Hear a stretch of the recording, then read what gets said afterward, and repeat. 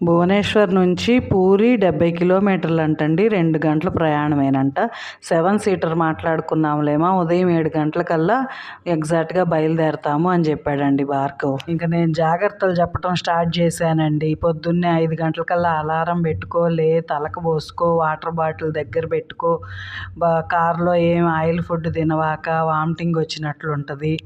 అవునరా భార్గవ్, అక్కడ ఏమన్నా పంచా కండవా వేసుకొని రమ్మంటారేమో, నీ దగ్గర పంచా కండవా లేదుగా అంటే, ఏముందిలేమా అక్కడ అమ్మితే ఒక 300 పెట్టి కొనుక్కుంటాలే అన్నాడండి. గంటలకి కరెక్ట్గా స్టార్ట్ అయిన వాళ్ళు 9 గంటలకల్లా పూరి వెళ్ళిపోయారంట.